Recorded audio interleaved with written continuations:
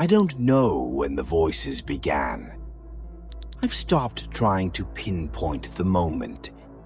There's a hole in my memories, black and silent where the before used to be. I only know the first time I noticed them was when I woke up to the sound of metal scraping against the floor, a locker banging, loud enough to rattle the room. I jolted upright in my bunk, standard military issue, mattress like cardboard, itchy blanket, no pillow. The world snapped into place, foggy and sharp at the same time. I tried to orient myself. The room was dim, bare. The door slammed open. "Get up, Lieutenant!" A man strode in, tall, squared shoulders, uniform immaculate. Captain Marsden, the name stitched over his heart. His voice had weight, the kind that didn't invite questions. "Where's your kit, Elias?" I blinked. "What?" Marsden was on me in a second. He dragged me upright, grip iron tight. "Your equipment. Where? Is it?" I don't know." The first hit wasn't a punch. It was a backhand, hard enough to send me to the floor. "You were briefed. You had one responsibility. Your weapon is your life. If you can't keep track of a sidearm, you sure as hell can't lead a fire team." I tried to form words. My thoughts were syrup. My own name sounded foreign. Lieutenant Elias Cade. Marsden didn't give me time to recover.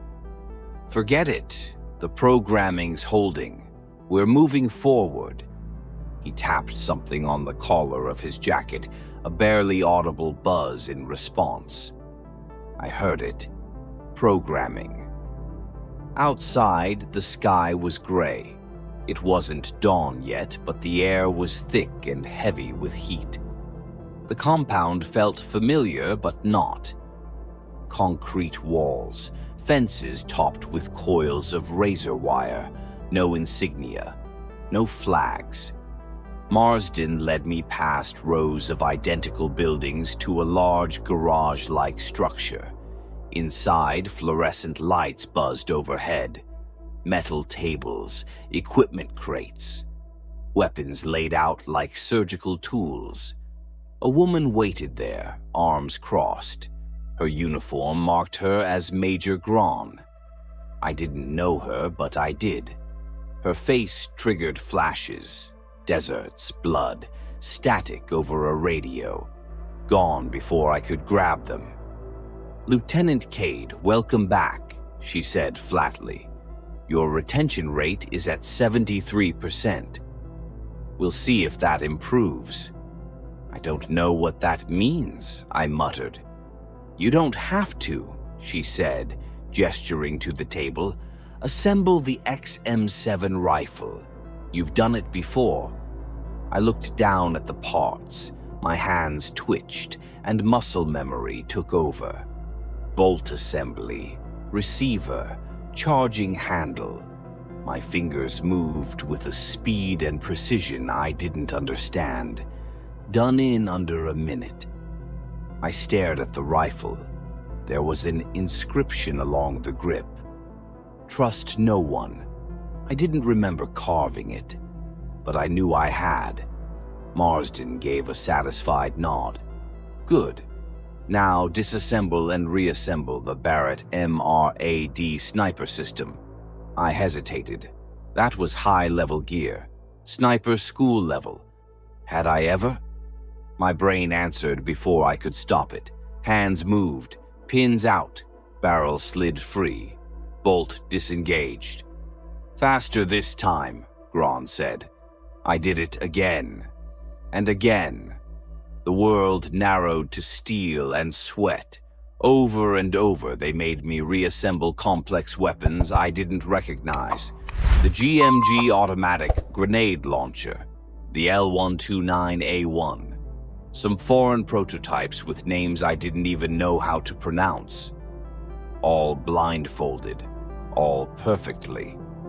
By the time they called a break, my shirt was soaked through. My arms trembled. "You're ready for stage 2, Gron said and turned to Marsden. Language suite. The classroom was antiseptic, cold white lights, whiteboards, paper everywhere, text in Arabic, Korean, Russian, Hindi. "Translate," Marsden barked. "I don't speak." I stopped. My hand had already begun writing. Fluent, perfect grammar. Complex sentences I had no conscious understanding of. My head throbbed. Pain stabbed behind my eyes. Marsden watched in silence. Now Russian. More pain, like someone was pouring acid into my skull. But I wrote. The words came, my hand barely able to keep up. Gron stood nearby, scribbling notes. "He's processing faster than predicted," she said. "But the bleed over..." She didn't finish the sentence. Then the noise started. Voices, not from the room, from inside. "Get out! Get out now!" I dropped the pen. The pain reached a fever pitch. I screamed and blacked out. I woke up in an infirmary, arms restrained, mouth dry. The voices were quieter now, not gone, just waiting. Gron stood beside the bed. "You're having interference," she said. "Too many implants too quickly. Your mind's rejecting the overlap." "What? What implants?" "You volunteered," she said, not unkindly. "You wanted to carry forward the best of those we lost, their expertise, their languages, their battlefield instincts." I shook my head. "That wasn't me." She frowned. "It was, just not this version of you." Before I could speak again, a different voice cut in. Deep, smooth. "Colonel Avery. Elias, you're carrying memories from over 40 operatives. That's unprecedented, but you're breaking under the weight. I didn't ask for this." "You did, twice. Then you forgot. We wiped you after the last breakdown, but you kept volunteering." Avery held up a tablet. On it, a video played. Me, sitting in a chair, looking directly into the camera. "If I lose it, keep going," the Mai in the video said. "I want this. I need this. They died for something. I'll carry it." I turned away. The voice in my head whispered again. "You're lying. That's not you. You were forced. Escape." That night, the voice gave instructions. Guard rotation, blind spot at 0145, maintenance hatch behind the motor pool. I resisted. I tried to sleep, but my body moved on its own. I found myself at the door, hand on the knob. The guards were changing shifts. I stepped into the hallway, moving fast. The facility was quiet. I ducked into the maintenance wing. Just like the voice said, there was a hatch behind the motor pool. I climbed inside, narrow crawl space. I moved fast. Behind me, shouts. Footsteps. "Elias, stop!" I didn't stop. At the end of the tunnel was a storage room, boxes stacked high. A single terminal glowed softly. The voice guided me to it. Inside were files, dozens, hundreds, all names I didn't recognize. Threshold program, subject profiles. I opened mine. Name, Cade, Elias. Rank, First Lieutenant. Status, active. Implants, 47 memory units. Stability, index, 62%. Notes, shows accelerated cognitive fusion. Risk of identity collapse increasing. Reboot recommended. "They'll reset you again," the voice hissed. "Erase everything. You won't come back this time." "Who are you?" I whispered. "I'm you. What's left of you? What's real?" Alarms blared. I backed away from the screen. The room pulsed red. Footsteps approached. Avery entered, calm as ever.